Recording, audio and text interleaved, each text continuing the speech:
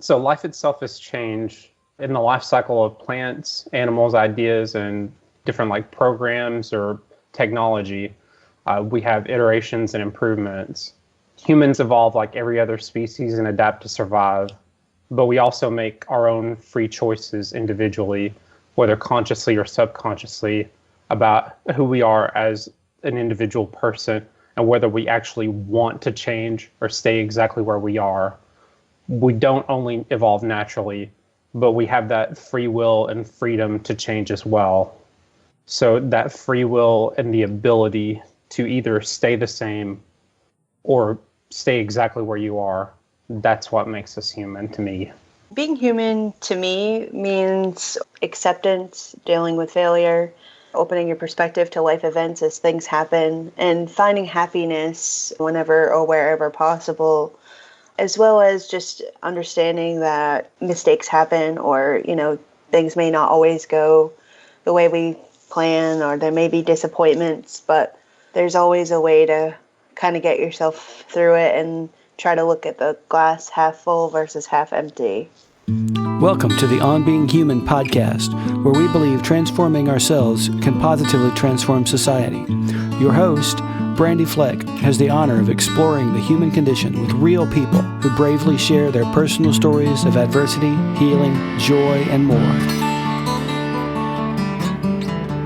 If you're seeking empowerment, strength, and inspiration, listen in to engage and explore tough topics that help us humanize one another, understand ourselves better, spread love, and connect.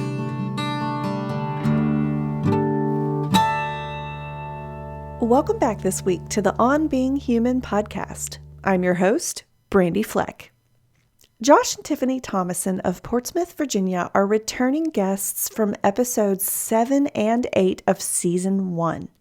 They are married, they are navigating their relationship, and also navigating Tiffanny's journey with rare disease and the coexisting conditions and impacts that come with that. Last season, we discussed Cushing's disease, diagnoses, treatments, and more. This season, we discuss how their idea of being human has evolved, the difficulties of having multiple rare diseases, and how Josh getting an injury changed he and Tiffanny's relationship dynamic. Tiffanny explains what it means to have rare diseases managed. The couple also very personally open up publicly for the first time about the prospect of having children. You get insight into adaptability, flexibility with evolving plans, how to take incremental progress as wins, and how advocacy work contributes to your own healing. Subscribe to the On Being Human podcast on Apple Podcasts and Spotify. Help us out by leaving a rating and review. You can also find this episode at onbeinghumanpodcast.com/episodes/043. Be sure to check out other stories at onbeinghumanpodcast.com, sign up for your free love mantra, and follow us on Facebook.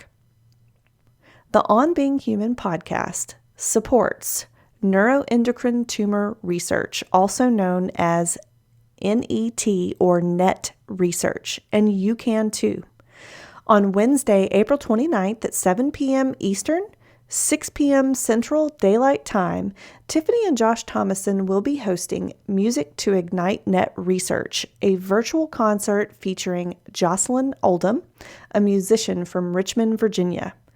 The event will support research funded by the Neuroendocrine Tumor Research Foundation and will honor the recently retired Aaron Vinnick, MD, PhD, a prominent endocrinologist who cared for NET patients for nearly 4 decades at the Eastern Virginia Medical Center in Norfolk, Virginia. You make a donation to receive the invitation to this wonderful event.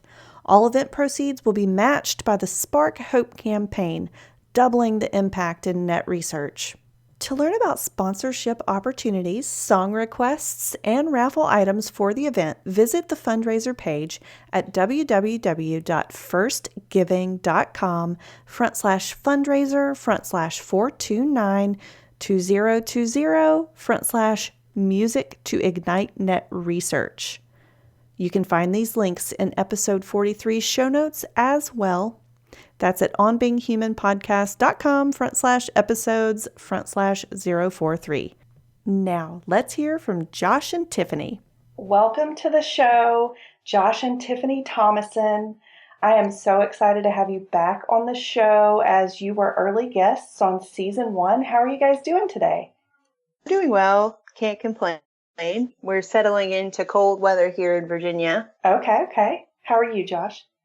Doing great. Thank you so much, Brandy. It's great to be here. Thank you for having us back on the show. This is something that we've really kind of looked forward to. Hopefully this can reach and touch somebody or inspire somebody out there. And thank you for giving us that opportunity. It's an absolute pleasure. I think you guys sharing your story is really impactful, and it got a lot of positive feedback in the last season. So I'm sure that our listeners are dying to know where you guys are now versus where you were then. And let's start with, Josh, your perspective on what being human means to you has changed a little bit since the last episode. Can you explain for us why that's changed and how it's changed?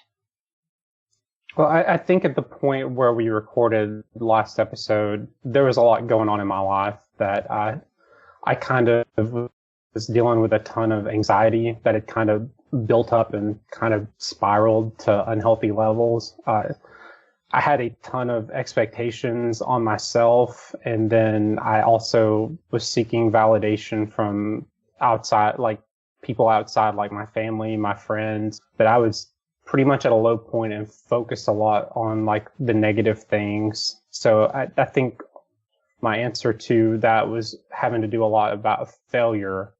And so my focus was on like, okay, what ways am I like failing and how can I improve on that? So personally, I've kind of tried to take a lot more focus on improving my attitude and dealing with my own personal anxieties by doing some more activity. I've taken a lot more focus on my own personal health and just kind of anytime I feel anxious or whatnot, instead of just dwelling on that or having expectations for others, I try to refocus that energy onto something positive for myself and use that energy in a way that's actually productive for myself instead of just dwelling on it and letting my anxiety go out of control.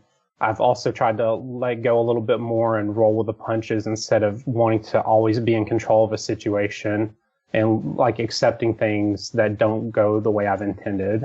And Tiffanny, your perspective hasn't really changed much. Why do you think that is? I think because I put a lot of thought and like into our first episode, I was pretty spot on with how I felt. And usually when I believe something, I believe it through and through. And so I think it just is, it was very raw and natural response or, definition for me. So it's pretty much unchanged because I feel like, it was already kind of adapted to who I am. Since we've already started talking about where you were then versus where you are now, let's segue into one of the themes of your previous episodes involved that things don't always go as planned. So can both of you tell us, how has your adaptability served you well since you were last on the show, and what have you had to adapt to? Since we were last on the show, Josh had an incident early last year. We were traveling up in the Northeast to visit family, and Josh hit ice and he shattered his ankle in 3 places.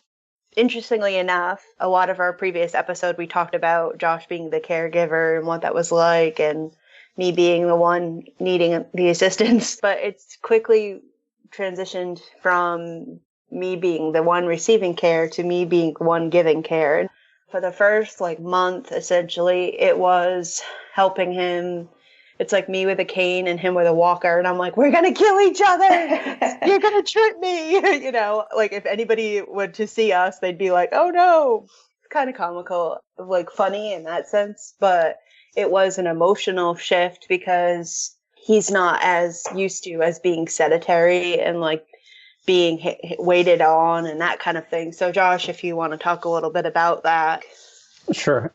We had just gotten to where we were up visiting family in the Northeast. And the very day that we got there was when I fell and fractured my ankle. I knew immediately that something wasn't right because I couldn't stand up.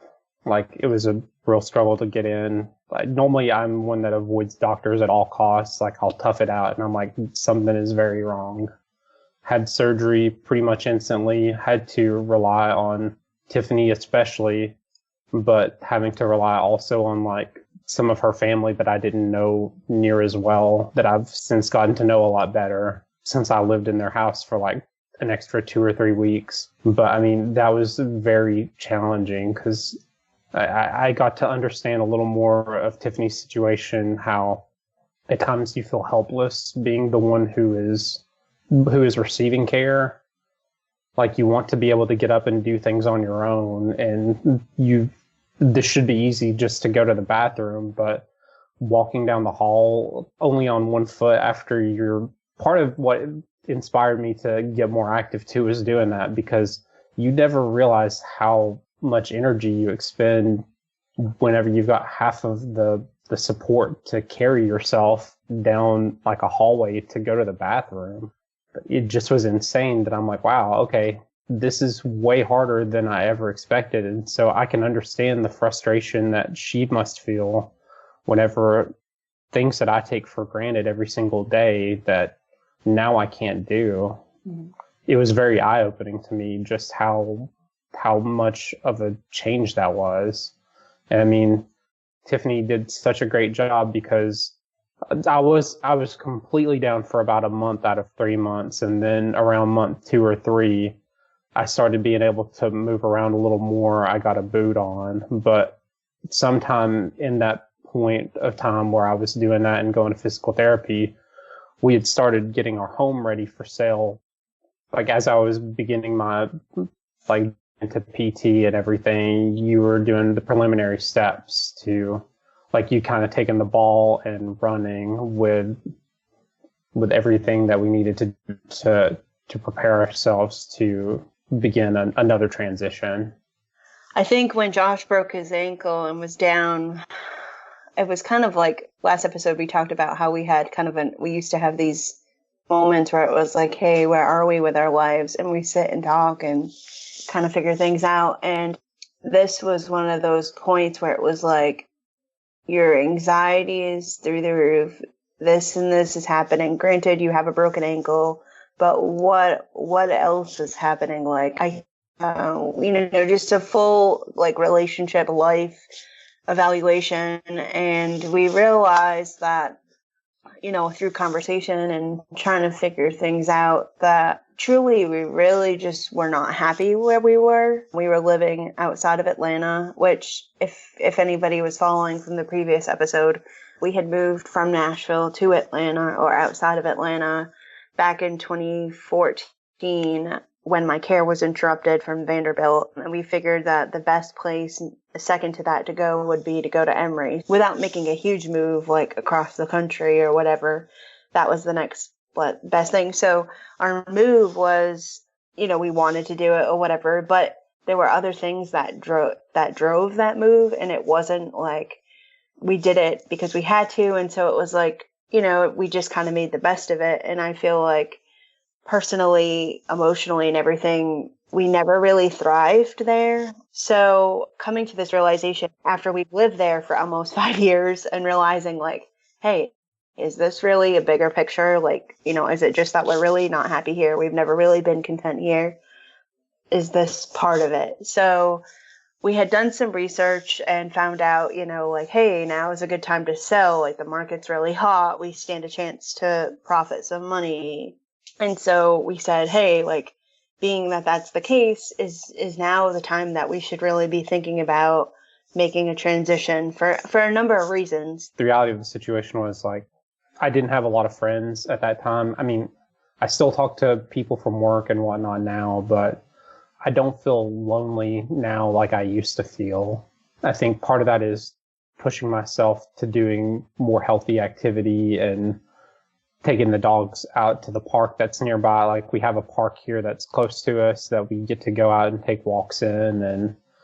And like Tiffany was saying, there's some things that we really enjoy doing by here. Like, there's a great barcade that's like 10 minutes from our house that we go and play skee ball. And I'll drink a beer and she'll have a cider, and she'll kick my ass at centipede or at air hockey, that kind of thing. So, I mean, there's some really fun things that we like to do here, whereas in Georgia, we felt like we were just kind of trapped in this suburban hellscape. Sure. Loneliness is a really big deal. Yeah, I'm sorry you guys had to go through that isolation. So speaking of challenges such as that, well, we talk a lot about adapting to challenges and things like that, but adapting isn't always easy. So can you explain some of the challenges you've had that weren't as easy and were more challenging to adapt to, and how you went about that?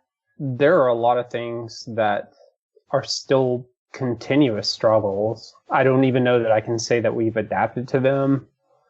It's just something that we face, and that's kind of the reality of the situation. Tiffany and I are both kind of in our mid-30s. A lot of people that we know and that we're sort of close to have either begun the process of starting a family or they already have kids, and we don't think that we're anywhere close to that. Mm-hmm. Like, we both would love to have a family, but the day-to-day struggle of, okay, what is today going to bring? Like, we know that we can't necessarily raise our own family whenever we don't even know what's going to happen in the next day or two.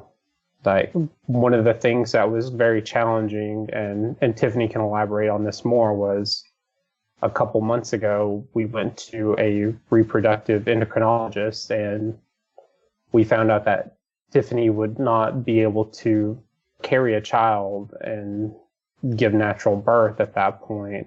Oh. So that's something that, while like we probably had assumed that that would have been the case, hearing that is really kind of devastating. Yeah. I got that news on my birthday, was that we couldn't have a biological child between us. Well, they didn't exactly say that we couldn't. They just advised that there were going to be heavy risks, and they were very candid about it. They didn't come out and flat out say, like, no, you can't. You know, we very well could, but it's a very risky situation, and it's not something that either of us want a chance, at least not at this point of, you know, disease management for me. And that's really why they said it was, you know, their biggest concern was based on the fact that a lot of my health issues are related to tumor and excess hormone, is that these hormones are attacking my heart and my lung function. And when you have an impairment to heart or lungs or breathing, they said essentially what could happen to you, Tiffany, is you'll end up in heart failure. And then I could be in ICU, and like, it could be very risky for me. Essentially, I could die and the baby might not even make it full term. So it was like, oh crap. Like, while we had an idea, like he said, that this might be the situation, it was not something that, like, I was ready to hear as the real thing kind of deal. Mm-hmm. I mean, I think at the end of the day, I just, you know, it stinks. You know, it's kind of like, while some of our friends are like all excited, or, you know, they're sending pictures of their babies and, oh, their babies have this milestone and that milestone, and, you know, they're preparing or they're trying to have a child, and it's just like, oh gosh, like every time, it's not like we talk about it. This is our first time going public about it, mm-hmm. But it's not like you want to say to that person, like, stop sending me pictures of the child. Like, you know, it's a sore spot. And so it's not even something that we've really talked about with our own family. It's just something that we're kind of struggling with.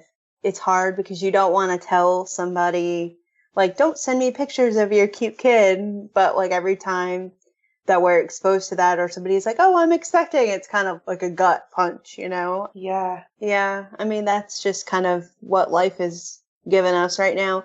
But they did say that hopefully, you know, we can revisit the situation once my disease is better managed. But the other thing is, like, do you sit and wait for it to become managed? Like, do you put hope and say, it's going to be managed? What if it's, because I don't want to get my hopes up and then it's like 5 years later and it's like, what if it's not managed, So like with adoption, people don't realize the financial stretch. And so, if we do surrogacy or adoption or embryo adoption or all these other, there are options, but really what it comes down to is finances and what you're willing to spend to make that a possibility or a reality. It's definitely something that we're actively, continually talking about and trying to make ourselves prepare for and stay open-minded and do the best we can. But it definitely is one of those things that we consider like a reality struggle. Sure. Another challenge for us is that we're in our mid-30s. Like, we feel like we're kind of in our prime years, and it's hard dealing with this situation at this point in our lives because it kind of feels like we're missing out sometimes. You kind of get that feeling like nobody else really has to deal with the things that we've dealt with, especially at this point in their lives. Usually things like cancer or very hard times happen a little later on in life. Not saying that's true for everybody, but whenever you see like other families that are like, oh, well, we're going to go out this weekend and do this. And I'm like, we're going to stay in and just hope that we have a good day. Yeah. There's the hardship of like, why is this happening to us? I think what you're hitting on too, though, Josh, which I don't even think we were talking about, but I think one of the things you're mentioning too is like our priorities are different than like an average 30-something-year-old, Absolutely. Mm-hmm. So it's interesting that you guys bring this up because I've been taking stock of lessons learned from season 1. And I think one of the reasons why it's so important to share your story is because other people going through what you might be going through or something similar feel the exact same way. And I think it's really important for our listeners and, you guys too, to know that you're not alone and that it's not just you guys. And then going back to one of the things that Tiffanny was saying about it being sort of a punch in the gut when you see pictures of other people having their families and doing things that you guys feel like you can't have right now. I mean, it's an open wound. The healing process has to start before you would be able to, receive those things and it not hurt. And that's totally understandable. I feel like that's a really natural human response. I guess we're on the right podcast then, aren't we? Really, I'm so glad you're here. And when we do talk about your disease and disease management, I just want to let the listeners know that we're referring to Cushing's disease. And you guys can listen all about that in the past episodes. Tiffanny, you've been on a long journey with Cushing's disease, and Josh, you've been by her side through it. This journey's included travel for medical care, receiving the right diagnosis after many wrong ones. You've been through surgeries and so much more. So now let's sort of shift to what some of the coexisting diseases are that come with that journey and that play into rare disease in general. One of the biggest things that we talked about the last episodes were about my journey with Cushing's disease. And I had just had pituitary surgery to essentially put that in remission and take care of that. But something that we didn't really touch a lot on in the last episode is that while I have Cushing's disease, I also have what they refer to as carcinoid or neuroendocrine cancer. I had a small bowel lesion. They found it in 2017, and I had surgery to remove that. And that has been part of my syndrome and symptoms since the very beginning, back in the early 2000s. But I was misdiagnosed or undiagnosed. Probably if you're listening, you're wondering like what are the chances of you essentially being diagnosed with 2 rare diseases? People be like, are you crazy? Are you making this up? But really there's a connection between neuroendocrine tumors or carcinoids and Cushing's disease. There's Cushing's disease and Cushing's syndrome. Cushing's disease is when the disease is a result of a pituitary tumor, and that's strictly because of a pituitary tumor. Cushing's syndrome it's essentially the symptoms that are associated with the disease that formulate a syndrome. And Cushing's syndrome can happen when you have, let's say, a small bowel neuroendocrine tumor or a pancreatic neuroendocrine tumor. Again, keeping in mind that these tumors are formed in all different can be formed in all different endocrine glands. So the nature of the tumor is what classifies it as a neuroendocrine tumor. It's made up of neuroendocrine cells, and that excretes excess hormone. So when you have this excess hormone, in this case, we're talking cortisol and ACTH, that can develop into Cushing syndrome. There's a relationship too also with a genetic syndrome called multiple endocrine neoplasia. And essentially what that means is that a person can have a multifocal syndrome where it's genetic and it's in their family line, and they form these neuroendocrine tumors throughout their body. And so for the longest time, we thought, hey, because there is a family history of a small bowel neuroendocrine tumor in my family, the doctors have always thought, hey, you might have a genetic component to this. The issue is that while genetics are great, genetics are not 100%. And so for neuroendocrine tumors or for multiple endocrine neoplasia, there are families that follow a different pattern or a different case presentation. And there are about 40% of cases where the mutation of the gene that is creating the syndrome or the disease has not been yet identified. So just because a patient might have a normal genetic test that says they don't have the multiple endocrine neoplasia does not mean that they don't have multiple endocrine neoplasia. It's very much a systematic issue. When we're talking endocrine, it's crossing multiple systems. So it's talking lungs, heart, reproductive organs. There are a lot of different things that I deal with that aren't specifically relating to my brain or my, just one thing. They kind of cross-examine each other. So GI too. Yeah, GI. One of the things I was going to say too that I'm dealing with, since I had the pituitary surgery, is that my pituitary, believe it or not, it's been 17 or 18 months and my pituitary is still waking up.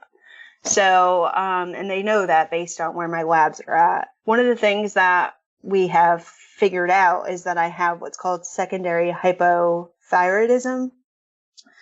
And secondary hypothyroidism is when the cause of the hypothyroidism is not directly related to the thyroid function. And in my case, it would be related to the pituitary, because the pituitary is the master gland that regulates all the hormones. If there's some sort of disturbance, it can cause suppression of hormone also, and harder for the body to regulate and produce what it should. So I just started treatment for that. So that's another thing. But back to specifically the neuroendocrine tumors, the hallmark signs for what I went through with the GI carcinoid is elevated heart rate or heart arrhythmia and flushing and diarrhea. So a lot of my symptoms are, initially I was diagnosed with IBS and things like that. So I do have a lot of GI problems. And so again, that kind of puts into when we talked about Josh and I's priorities or whatever, and how we plan our days and stuff. A lot of it really depends on how's your stomach today. It sounds silly to say, but I mean, there's parts of the rare disease or rare diseases that we deal with that it literally plays a part in everything we do from the time we wake up to the time we go to bed. When you had your surgery, when they removed tumors from your brain, I thought, and we talked about that in the last couple episodes, it seemed to me that after that surgery, your disease would be managed more. Mm-hmm. And then you mentioned something earlier about how it needs to be managed better in order to revisit starting a family and things like that. So not that it would be like the silver bullet or anything, but why has it gone the way it has? So from the Cushing's disease perspective, the pituitary surgery did work. And recent labs right around Christmas actually indicate at this time my cortisol levels and those hormone levels specifically relating to Cushing's are in check. Thank the Lord. They are as low, well, too low is not good, but they are lower than I've ever seen them. And that's wonderful. That side of it, I sleep better. Last episode we talked about my mood, not sleeping, being irritable, all those things. All that is better. Okay. Now, the tricky part is why we're still kind of like banging our heads against the wall. If you can think about cortisol, it has like a steroidal effect.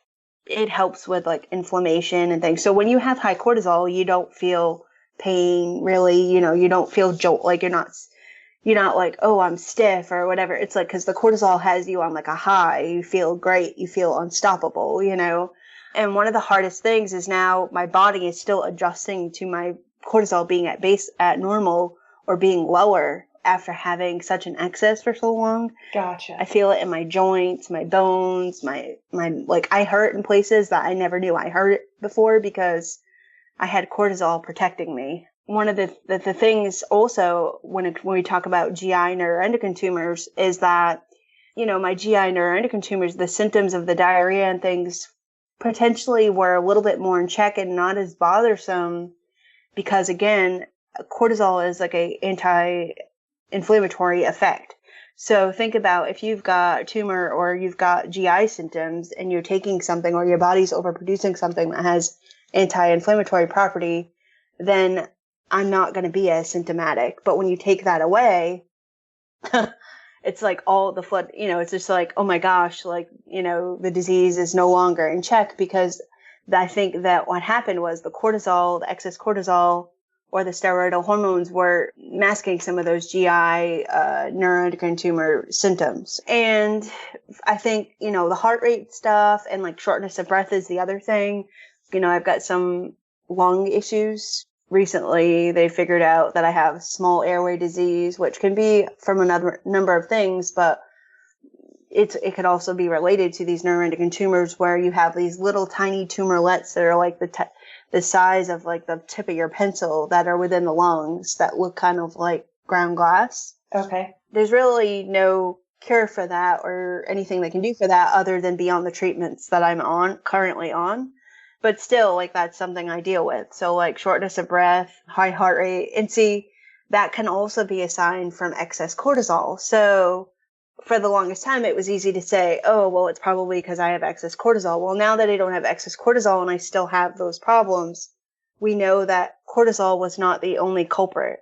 The question now is, do I have disease somewhere else?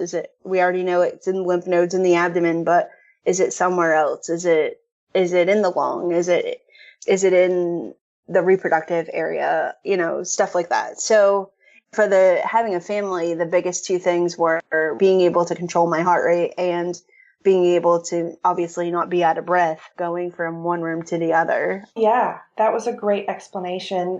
I think the key thing too to say to people is that based on the process of both of these diseases, it's really not like a life sentence of a situation. Like eventually the disease will win, but it's not like I'm expected to die tomorrow. Like, I mean, it's just more about learning to deal with it and manage as a chronically ill patient, Okay. It's not going to be like, if we take out this tumor, you'll never have to deal with this again. It's not going to be like that.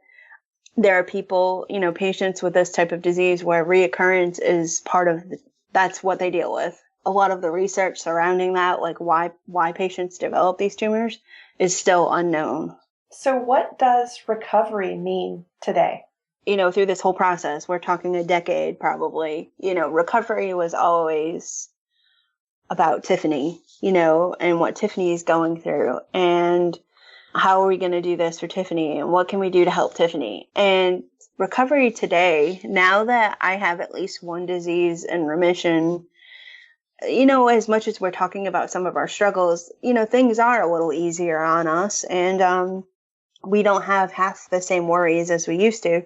But I was going to say is that recovery, it went from being just an isolated meaning for me and my recovery to being more of a recovery for both Josh and I. Do you see what I'm saying? Mm-hmm. Instead of it just being focused on my health and my situations and how I feel, it's become more about us as a unit and our marriage and healing from our experiences. It's not just about disease. I mean, for me, I think that recovery is about taking things one step at a time. Like, it's less about oh, let's get 100%, let's remove everything. It's making the best today with what we've got. I don't expect to be running a marathon tomorrow, but if we get up early, have breakfast together, get to spend the majority of the day together, taking advantage of the minor victories and like the minor things and incremental steps toward like celebrating the small things. Instead of an end result, it's the process. Yeah. Yeah, totally. That sort of relates back to your definition of what being human means to you, Josh, with that incremental change kind of concept. Absolutely. And I think my perspective has shifted as part of this because I mean, not only have I watched Tiffany go through this and changed my own expectations of that, I've also tried to recover myself from some of my anxieties and my own demons, I guess, to put it that way, and just kind of like battled them one step at a time. And while I shouldn't necessarily have expectations of myself to be a certain way, like on a given day, it's that day by day process of put your best energy forward and try to make the best of each day. You talked about getting to spend the day together and waking up and having breakfast together and having a good day. Where is your relationship now? And how would you describe your love for one another at this point in your journey? I would say now our relationship, now that we're not in that like lonely, gloomy place where we didn't realize we were just so complacent and like making do with the situation and not really thriving. Honestly, I don't think we realized that our relationship was suffering, if that makes any sense. Sure. So I find that we have more time now to focus on each other and stress. There's less stress. There's less emotional pain.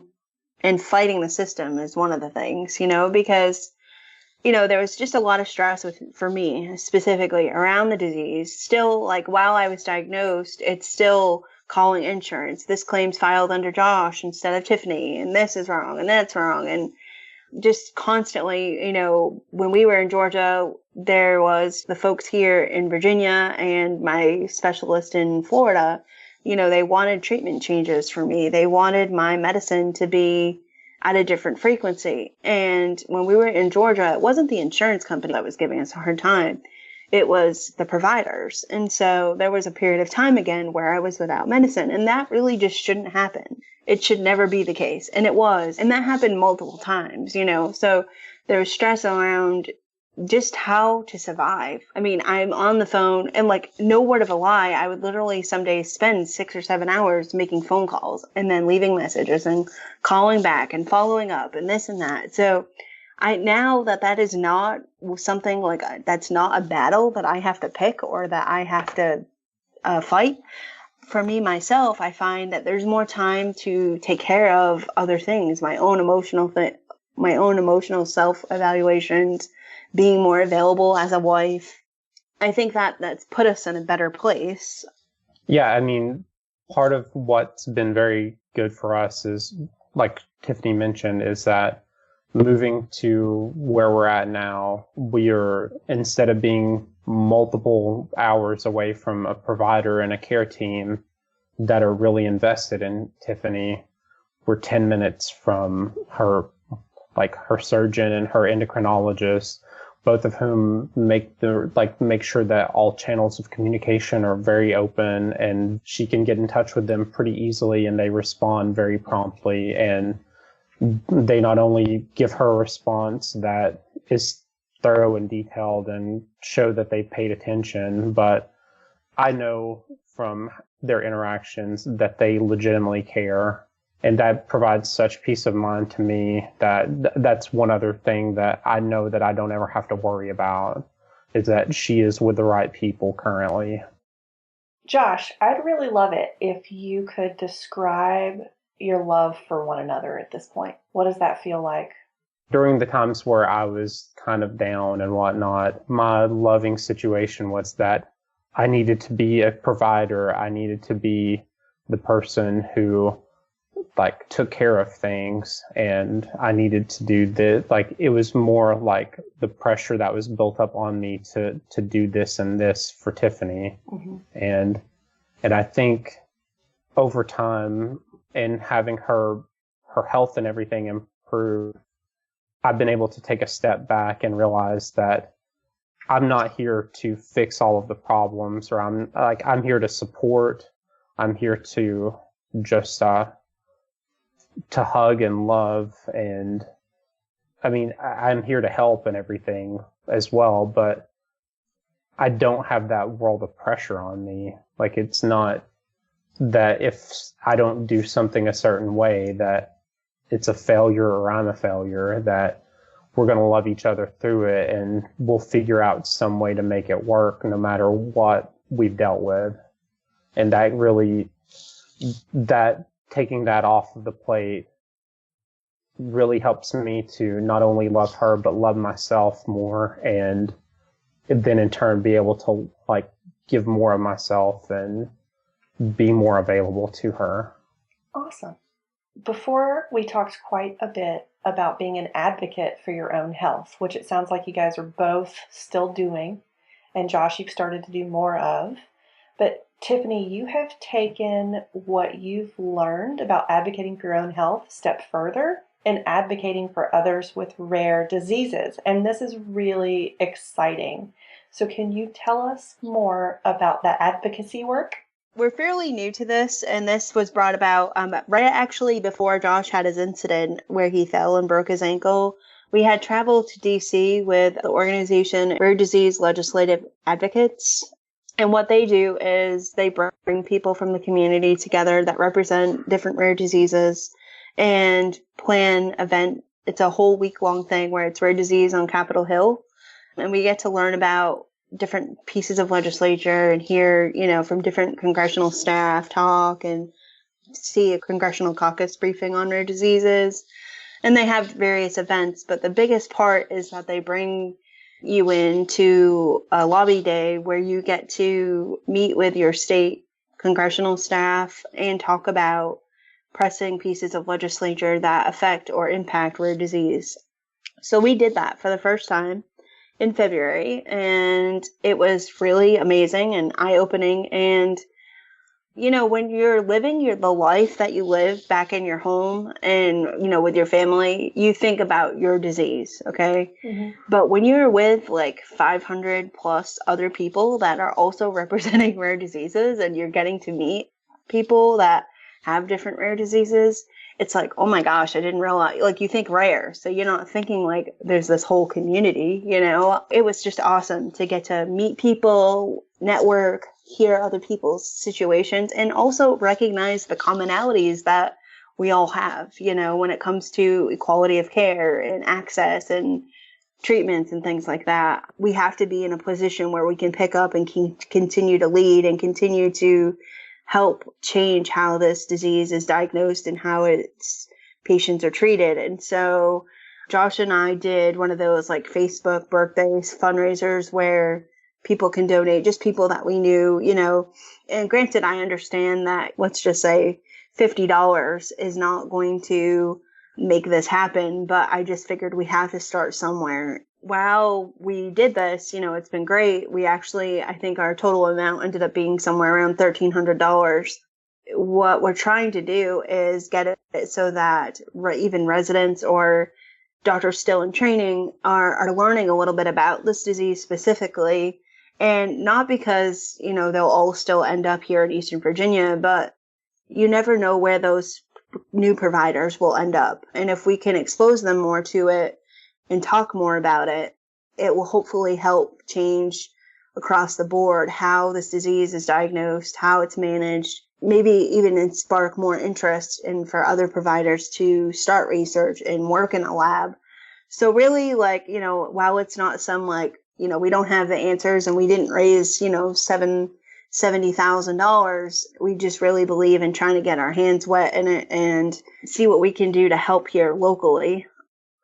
How I got into this is I'm a tech guy. I've spent my life doing computers and video games and stuff like that. So all the medical stuff has always been kind of gross and icky to me. Like, I would have never been involved in that because, like, when I go to a doctor's office and they have to give me a shot, I pass out. So biology, anatomy, and physiology has never been in my wheelhouse. But being married to someone who has rare disease has really kind of opened my eyes, and kind of going through the experience that we have together, it's really kind of gotten me in a place where I've developed more of a passion about learning that, and a passion for changing the system.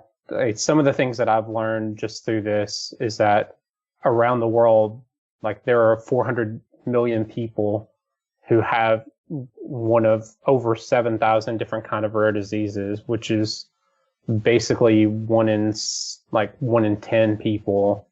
So 1/10 of the population of the world have some variation of a rare disease, and most of them, probably 3/4 of them, are a genetic disease that start during childhood. So anybody could have a kid that has one sort of mutation, and it could be something unknown, because 95% of the diseases that are rare, they don't have an FDA-approved treatment.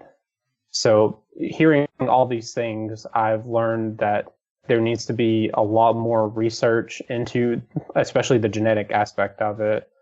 We need to talk to our congressmen and different elected officials about additional funding for research on both the disease itself and for cures and treatments for these diseases. Mm-hmm. There needs to be a lot more education in the medical system for these rare diseases. Typically, a doctor is told to look for, I think the statement is like, if you hear footsteps galloping and whatnot, that you need to expect a horse, because 99% of the time it's not going to be a zebra or any sort of weird, a different kind of animal. And rare disease patients, they call themselves zebras because they may sound like other more common things, but it's a rare condition. So the biggest challenges in rare diseases are lack of knowledge and access to treatment and care. Tiffany, in particular, got misdiagnosed for 10 years, roughly, over the course of everything that she's dealt with. I mean, it's just hard seeing different families that they don't know what's going on necessarily, and the doctors keep telling them like they're trying to help them, but they just don't know. So Gotcha. Yeah, I think the language needs to change, in the health profession. The language needs to go from, instead of oh, don't expect it, it's rare. And the whole thing is, what we say in the rare disease community is rare is not really rare. Physicians need to understand that regardless of what you were told 20, 30, many years ago, you still need to keep these things on the radar. And, I deal with patients in the patient support groups all the time. That's what I do. I mean, so many people don't have access, don't have the finances. I mean, if their insurance only lets them stay within their state, then they don't have access to those expert providers that are across the country. There are a lot of inequalities within our healthcare, and I feel like that's one of the things Josh and I are really trying to, especially as an election year approaches, be very mindful and aware of what it is you're voting for and what it is you're supporting, because it doesn't just affect rare disease patients. It affects people everywhere. So yeah, Josh, the statistics are really overwhelming, and I think that's important to mention. So I think you did a good thing there. Yeah, that was all really great information and good advice in this election year, for sure. How has advocacy work contributed to your own healing and life satisfaction? Being in the advocacy work gives me an opportunity to take the situation that I'm currently in and use my skills, use my counseling skills, use my organization skills to help other patients, use my networking abilities, all these things that I'm able, my own skill set, and able to put them to use to help somebody else. And that is the most rewarding thing, but it's also, I feel like it feels better for me because I know that patient's not going to go through what I went through. And so while I may not have all the answers, and I'm not a medical provider, and I don't have, that much medical background, but I have the experience of having gone through it. So, and I think that is something that I think that is something that can't go untouched, or can go untouched, or whatever. You get what I'm saying? You can't just, that's valuable advice and counsel that they can get from me that they wouldn't get from another provider. Right. And so I'm glad that I'm able to do it. It really does, not to say that hearing their situation makes me feel better about myself. I don't mean it that way, but what I mean is it's a reminder of where I've been. Every time I deal with a patient who's undiagnosed or struggling, it's a reminder of where I've been, and it reminds me of where I am now. And then I actually, while in the moment and in the day I may not feel that great, I'm still better off. And so that helps me emotionally, I feel like. Yeah. Advocacy in general and learning about other people's experiences and how they've dealt with things kind of reminds us that we're not alone in this, that trying to help others, these people are in similar situations. They may be different, but there's more in common than there isn't. So it's just yet another reminder that, hey, even though we're going through this, we're not the only ones who are going through this. And we can try to make a difference to people similarly to how we've dealt with it ourselves. So will you guys leave us with some parting wisdom? Just what's your best advice for those listening? What we do in our daily lives is we try to not let what has happened in the past and who we have been determine who we want to become. What happened yesterday will determine the outcome for tomorrow. She may have a bad day, or I may have a bad day. I may have a terrible day at work, but that shouldn't determine the outcome for the rest of the day. Disappointments would have happened in our lives at different points, but we wouldn't be where we are at now without the things that have happened before that. So just because this has happened before doesn't mean that we have to continue down that same path. We can change where we're at and not just choose to be in that same place. If it's not going to matter in 5 years, let it go. Sometimes we'll be bickering and it's okay, is it going to matter in 5 years? Oh, nope. Okay, well, let it go. That helps us kind of maintain focus and let us remember or remind ourselves what should be occupying our thoughts and help guide decisions. Does this deserve a place in our hearts, in our home, in our thoughts, or is something that we can just kick out the door? And I think that allows us the opportunity to be more available to each other and keep more positive ground and not be so drained all the time and feel a little bit more balanced. Well, guys, that was awesome. Tons of information packed into that conversation. Thank you so much for coming on the show today. Thank you. Thank you so much for having us.